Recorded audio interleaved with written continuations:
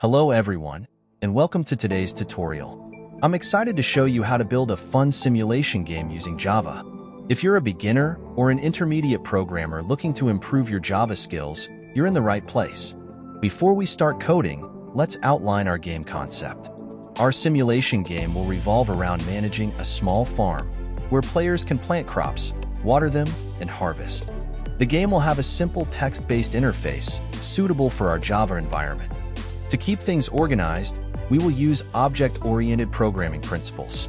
We'll create classes to represent different game entities. Let's start by setting up our project structure. Now that we have our project structure, let's create the main game class. This class will handle game flow, user input, and interact with other game classes. In this game class, we imported the scanner class to handle user input. We also created a farmer object.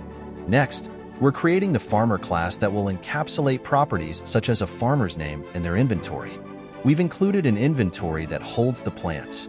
The farmer can add plants to this inventory as they play. Now, let's define the plant class.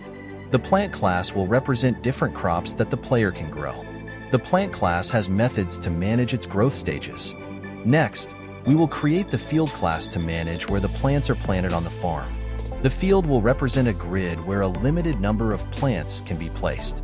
In the field class, we use a map to manage the planted plants by their position.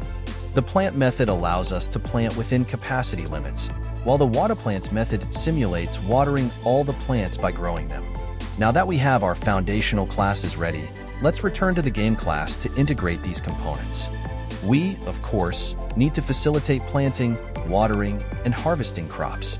I added the code for planting and watering crops in our game loop.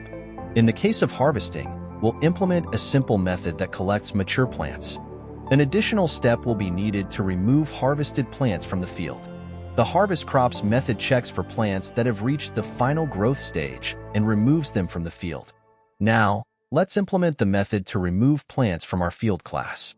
This functionality will allow us to manage the field better and keep track of plants that have been harvested.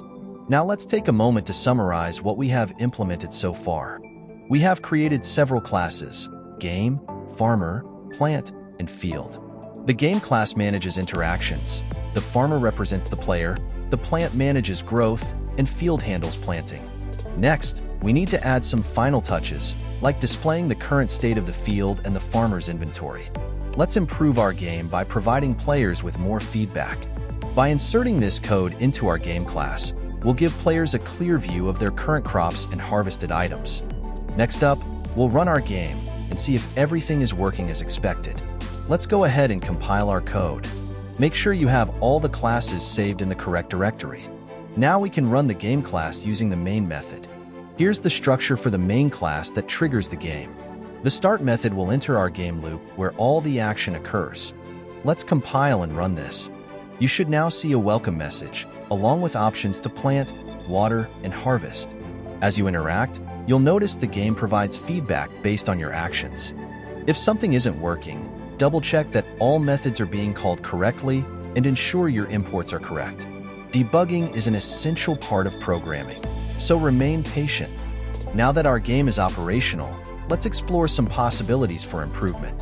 Here are a few ideas: adding different types of crops, improving the growth system, or integrating a scoring mechanism based on harvesting efficiency. Incorporating additional game mechanics could make the simulation more engaging.